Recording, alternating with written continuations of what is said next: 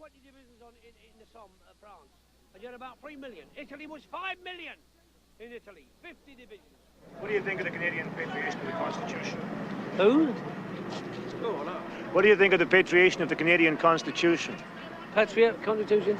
Well, you've got to have a united, a democratic country, or you've got to use, you won't get utopia or philanthropic society in a fascist or a socialist state. You've got to have either an invention, that means Rolls-Royce and what they're doing now, money or restaurants, and a boutique. You've got to be queer and homosexual, I think. Well, we hope I think, you know what I soon. think? The Constitution should come, and every Canadian should work for that. Because, why, it's a nice country, and we have somebody else. We should have our own Constitution and our own law, and for God's sake, and be proud of yourself. That's what I think. Ne? That's right. Ne?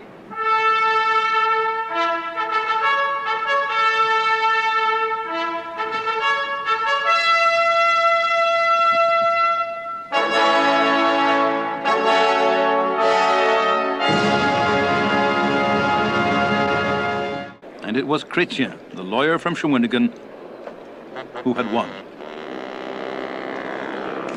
Now, as he settles in beside the boss, he watches, as we all watched, the amazing spectacle of Pierre Elliott Trudeau trying to will 1,000 people into silence.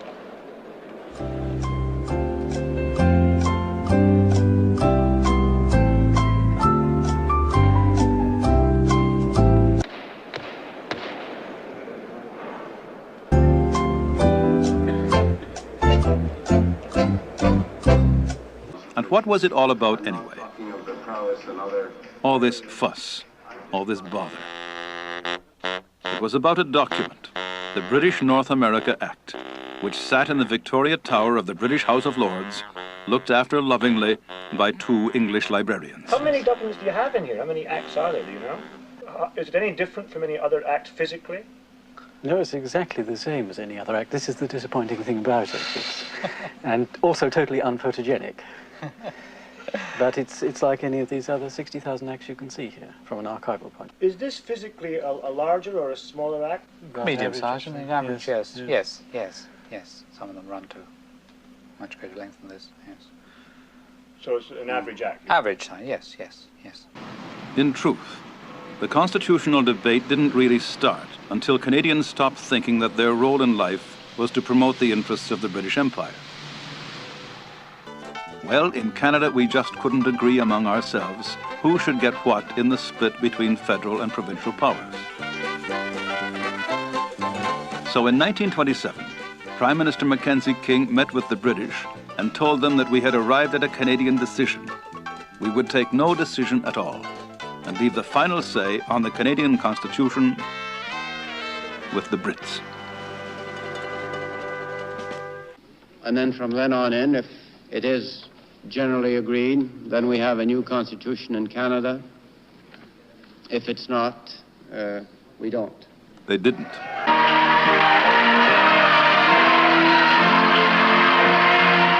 Lévesque called the Quebec referendum, and Trudeau prepared to do battle.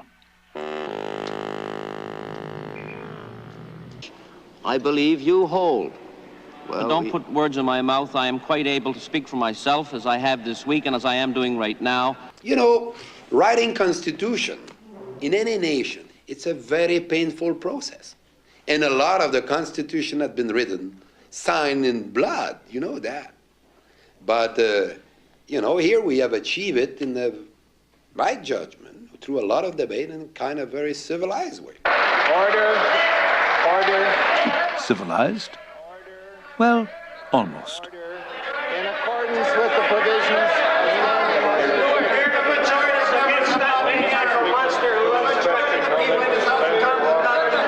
invites the honorable members to return to their places.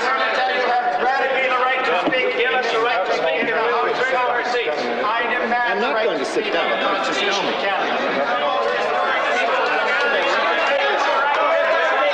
In the House of Commons, the Conservative opposition argued that Trudeau's constitutional timetable in the fall of 1980 was illegal, immoral, irrational, and unparliamentary. They claimed it was the work of a madman, a constitutional obsessive, and would split the country as never before. So I had the good Lord up above saying, very nice, but the silly bastards still need Alberta. Oh, around and around we go. God was just one problem. The British were another. Whatever happened to the British Empire? What happened to the British Empire? Well, we didn't lose it.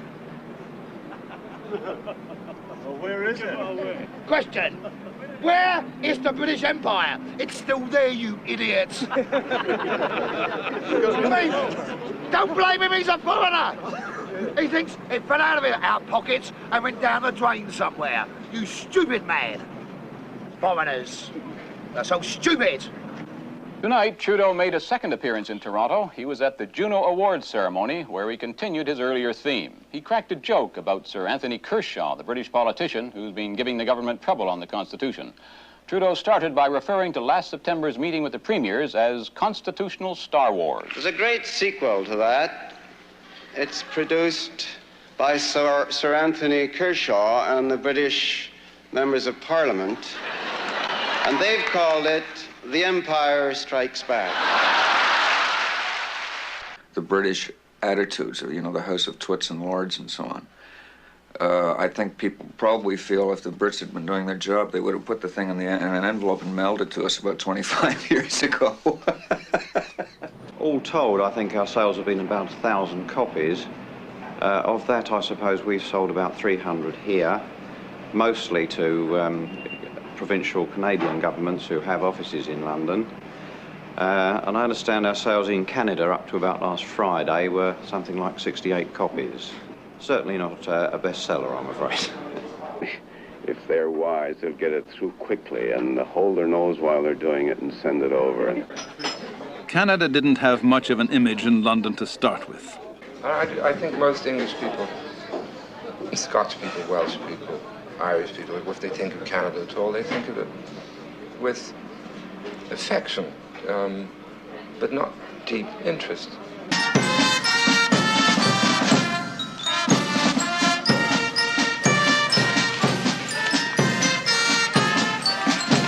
Next week, probably. We're terminating the 5th or 6th week of debate in Ottawa, and next week it will be the last one. And it will be transmitted to the Parliament of Great Britain before Easter. Easter? Of course he was wrong. Don't you remember that big roast beef I had, Mr. Lydgate? Oh, yes. It was so expensive. Yes, I remember you saying.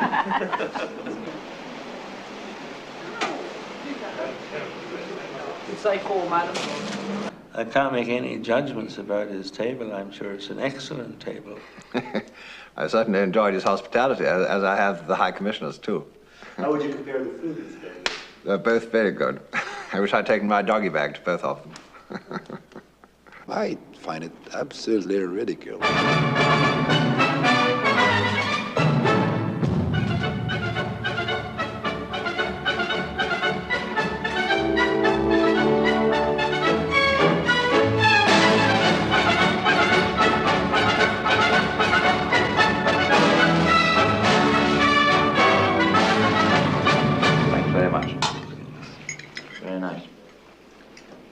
Back in Ottawa, another chapter in the constitutional saga was unfolding, and this one wouldn't be solved with a big lunch. When the business came out about Ford, of course, seeing it from a distance, you imagine the guy lurching around on a pair of skates up in Ottawa trying to influence NDP members. Really quite hilarious. Maybe the GG holding him up, I don't know. At the Governor-General's annual skating party, where MPs mingled with the embassy set, it was claimed that Sir John Ford had overstepped the diplomatic mark in attempting to influence members of Parliament. I wasn't suggesting anything. I was suggesting that they were ignorant about the true state of facts and it ought to be put right by me. What you decide in Canada is absolutely entirely your business. That really, we in Britain have no desire whatsoever to intervene in how you decide your affairs. I was introduced to Ford by someone at the annual press gallery dinner they have where everything, of course, is off the record. And he said something, oh, yes, you're the chap who drew that very vicious cartoon of me do you think I could have the original? I said, oh, of course, it's yours for $500. And he passed. I think he, at the time, he was involved with moving expenses. External Affairs sent a note to England, and Sir John Ford was replaced as British High Commissioner.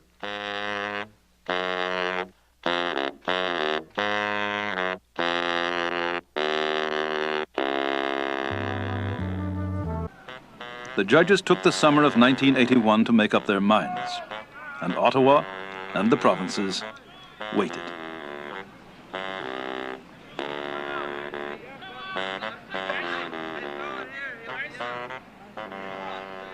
But there was a snag. One of the judges kicked out a microphone plug, and no one watching on television could hear them. Who had won? Maybe neither. Maybe both.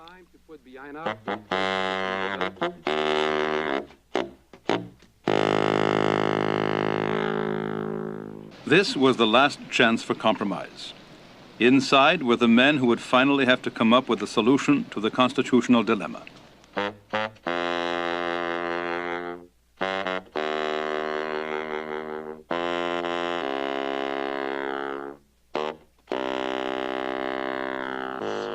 On Tuesday, when Brian Peckford crossed the street for the morning's meeting, nobody was really sure what to expect. Peckford was a key element in the provincial fight. His major complaint was that Newfoundland's high unemployment rate had forced the provincial government into adopting a Newfoundland first employment policy. If there were jobs available in Newfoundland, they should go to Newfoundlanders. Morning. Howdy. Yes, boy. All right. But the premiers and the press weren't the only people to turn up for Tuesday's meeting. I am starting now the Republican Party, and they want to make a constitution for Canada, declare the independence, and put every judge who do swear allegiance to the Queen in the jail, or execute them with guillotine and send to the Buckingham Palace in registered mail. The dirty criminals, all of them, no exception. Thank you very much, gentlemen. It's the only way out, the scientific solution, right there. Remember, they printed the principle, but they didn't print the interest. Think about that. So believe it or not, this is the scientific solution. It means not only are we going to repudiate the interest, but don't do it again. That's what stiff means. Like a debt, you're stiffed, it means you're not going to get paid and don't do it again. Day 2 had no public session, and the press spent most of its time doing stories about themselves.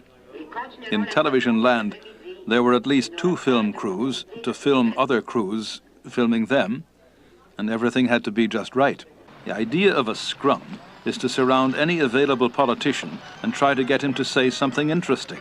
With a number of plans, Peckford has done a good deal of work.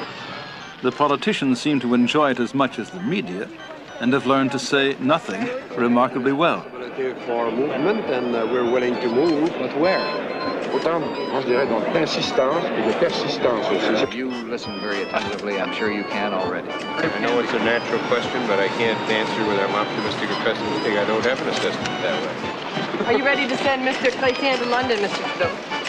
Oh, I don't think it's about his ticket yet. I don't want to be overly optimistic, but I am... And so it went on. Scrum after scrum after scrum.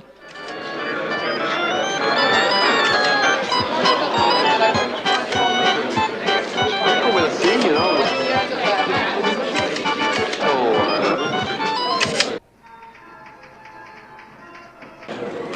What do you want to do? Prime Minister, are you? A new alliance between the Quebec government and the Canadian government. And the cat is among the pigeons. Indeed, the cat was among the pigeons. But we all have what is called in French l'esprit d'escalier, badly translated as afterthought. I think I won't open the meeting for any afterthoughts because we better grab this signature, this paper, and run before anybody changes his mind. La séance est adjournée. But it wasn't over, not by a long shot. Ça a été des paroles en bouche. I still think we made one heck of a good deal. It's unbelievably good. You know, just like the guys who says that, you know, when I will drop my bicycle, You know, I won't buy a shitty car. You know, it's a Rolls Royce or nothing. So he's sure that he will be on a bicycle for his rest of his life.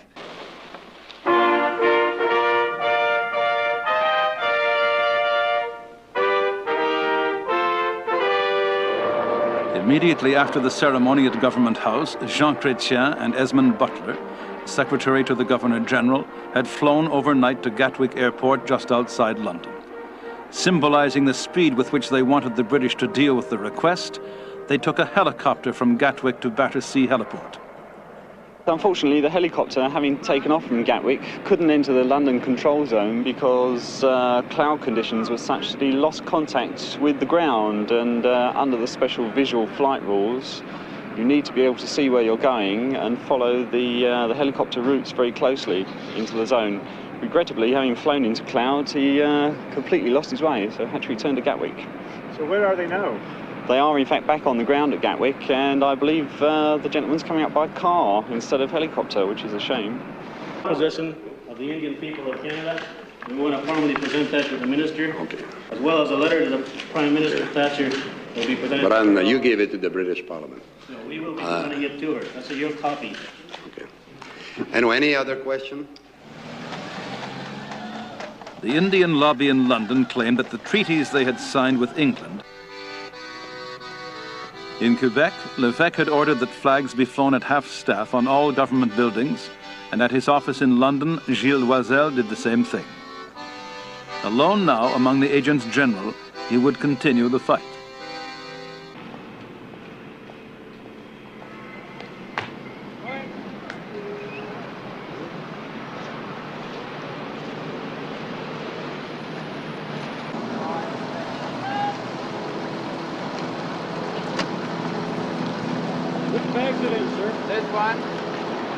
So Ottawa got itself into shape.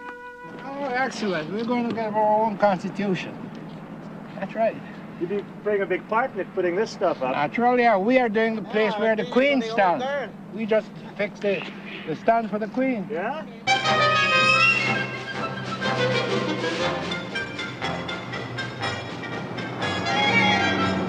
We were making all kinds of history. No one, for instance, could remember if the Queen had ever been in a Holiday Inn before. Symbolically, after the signing, a storm came in from Quebec and drenched everybody. But the declaration had been signed. It was all over. Finally, we had come to the end of the road to patriation. And all over the country, there was a gentle, polite Canadian sigh of relief.